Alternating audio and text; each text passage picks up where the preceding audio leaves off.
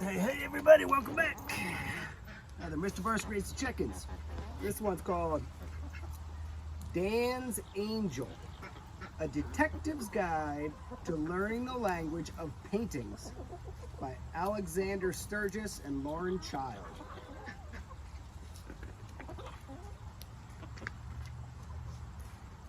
Dan wanted to be a detective. He was always looking for clues with his magnifying glass, but he was never sure what sort of clues he was looking for.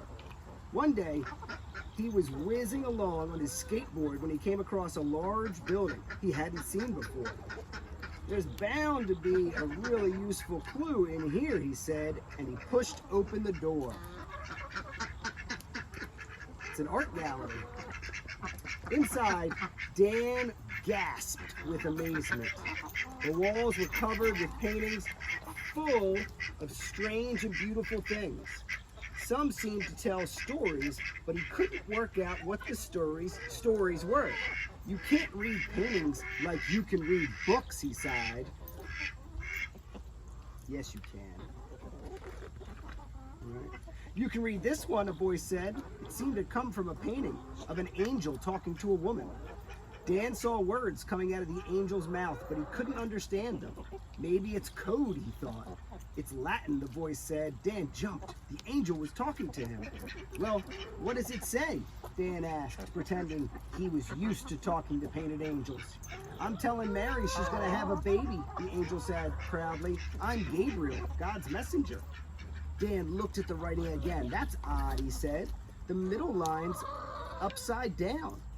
That's what Mary's saying back to me, said Gabriel. She's asking me to tell God how happy she is, but I don't know why the words are upside down. Maybe so that they can be read by someone up in heaven, Dan said. Why didn't I think of that, asked Gabriel. Now follow me. And with that, he flapped out of his painting into the gallery. Oh, you want to see the picture too, right?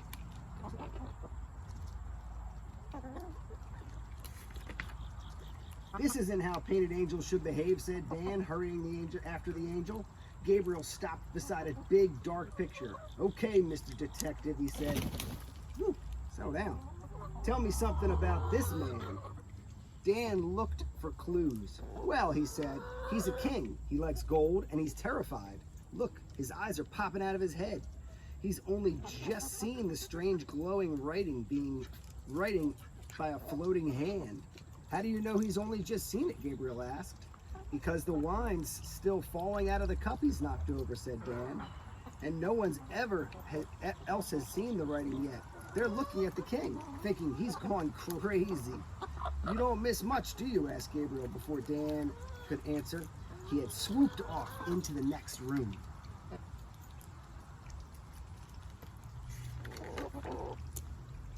Dan found Gabriel flapping excitedly beside a painting.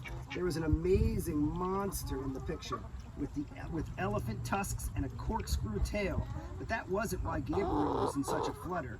All right, Mr. Detective, he said, I'll give you a ride on my back if you can tell me how many people are wearing helmets in this picture. If you're wrong, I get a ride on your skateboard. There was a man with a helmet and winged shoes waving his sword on the top of the monster. Another helmeted man was flying in the sky, and Dan found a third in the crowd on the right.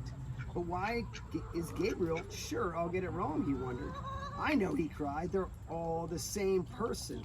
First the man's flying in the sky, then he fights the monster to rescue the woman tied to the tree, and then everyone's dancing and clapping on the right. You win, said Gabriel, a bit put out. Hop on then, and together they flew off across the room.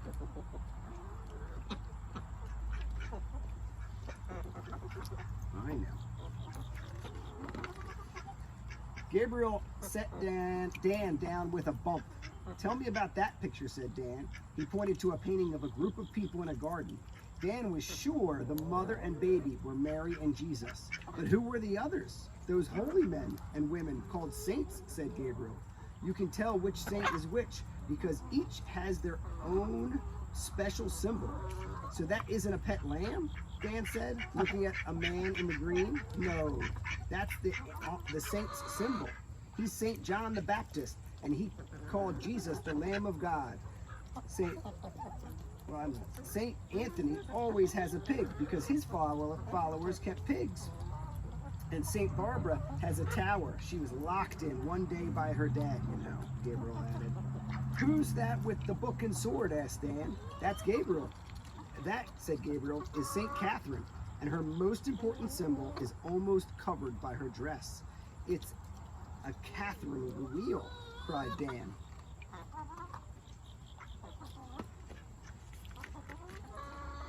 Around the corner was a beautifully painted country scene with goats and sheep, a group of strange people.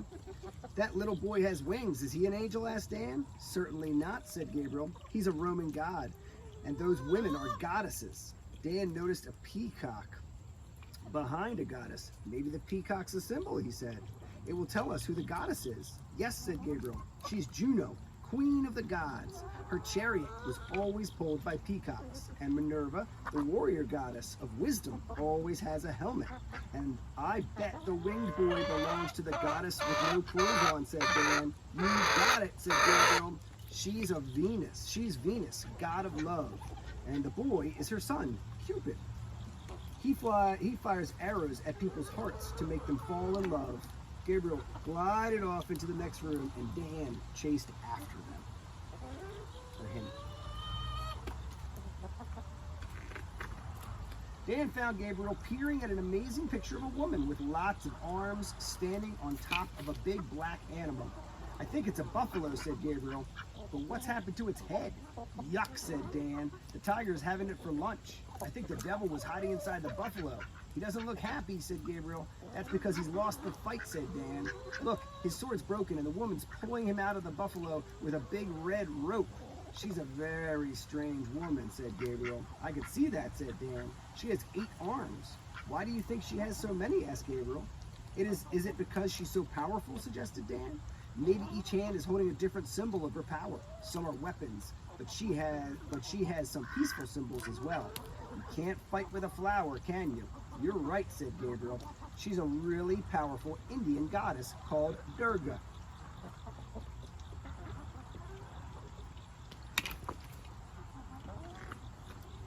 Just then, a little dog wearing a ribbon around its neck,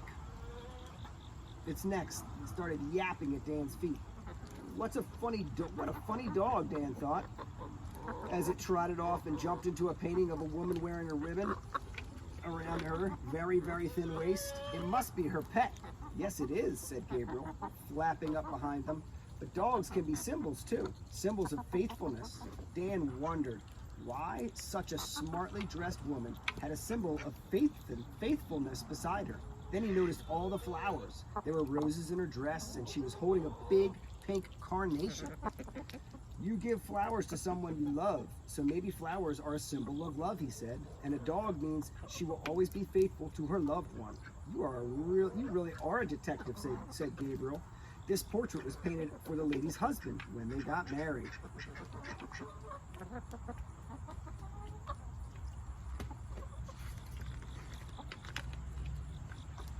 Can anything be a symbol? Asked Dan as they made their way into the next room. Well, lots of things can, said Gabriel. Bubbles, for instance. They stopped in front of a painting of a boy blowing a big bubble out of a straw. Behind him, a younger boy was trying to get a better look.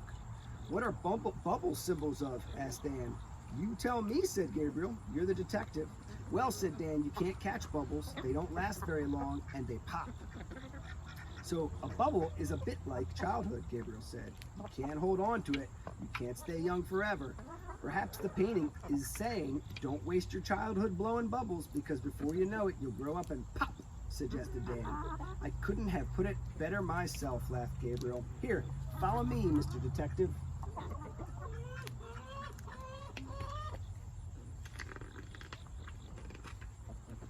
Gabriel swooped into the next room and hovered beside a painting of a man and a woman lying on the grass. Dan looked at the children. What hairy legs, he said. And they've got horns. Those are fawns, said Gabriel. They're half man and half goat. Who are the man and the woman? Asked Dan. The woman is Venus, the goddess of love again, said Gabriel. Cupid's not with her this time. Can you work out who the man is? Dan looked at the armor and weapons around the sleeping man. Maybe he's the god of war, he said.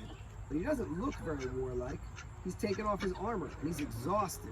Even the fawn blowing a shell into his ear can't wake him up. He's fast asleep, said Gabriel with a little flap. But Venus isn't, is she? I see, said Dan. So love is more powerful than war? And that's the message of the painting, said Gabriel. It's easy when you know how.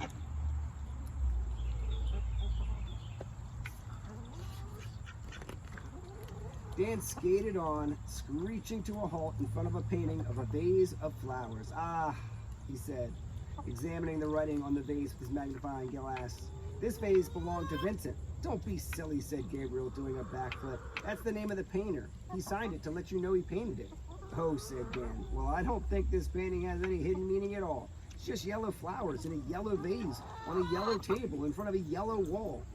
Colors can have meanings too, said Gabriel. Green can mean go.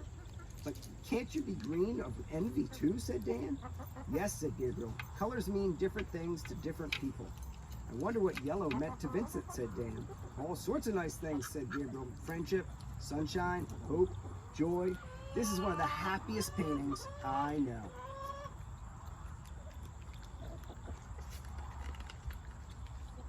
Before Dan knew it, Gabriel was calling him over to another painting. Dan could see it was supposed to be a woman's face, but she was yellow and green. He could make out her mouth, ears, and eyes, but nothing seemed to be in the right place. What a mess, Dan said. People don't like that. People don't look like that. Of course they don't, said Gabriel. But perhaps the artist wanted to paint what she felt like, not what she looked like. Dan could see the woman wasn't happy. Her mouth looked as if it was crying, and the colors made her look ill. Her face was made up of jagged, sharp shapes. Her eyes seemed to be falling out of their sockets. She's all broken up, said Dan. And if she's falling to pieces, that's how you feel when you're really sad, said Gabriel. Come on, let's try and find something to cheer us up. And he dragged Dan off into the last room of the gallery. Gabriel stopped in front of a huge picture with splashes of black and gray and pink paint all over it. Dan thought the thin black streaks looked a bit like a spider's web. He felt as he was looking through the web into a pinky, misty distance. Great, said Dan. But it doesn't mean anything, said Gabriel. It doesn't mean anything, said Gabriel. No, said Dan. When you look close, it looks all splattered and messy, and it feels wild. But when you step back, it looks calm and smooth, like a polished stone. And he said, getting out his magnifying glass, I think I'll be able to find who painted it. I'll tell you who painted it, said laughed Gabriel. His name's at the bottom.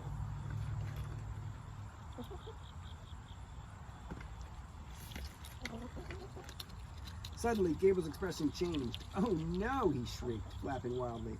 I think they're after me. A red-faced museum guard burst into the room. One of the angels is missing, he panted. Have you seen him? Dan looked around, but Gabriel vanished. He's always doing this, muttered the guard. Just wait until I catch him. Dan followed the guard out through an archway. He caught a glimpse of Gabriel's picture. The angel was back in place, giving his message to Mary. But as Dan walked out through the revolving doors, he looked back and Gabriel gave him a little wave.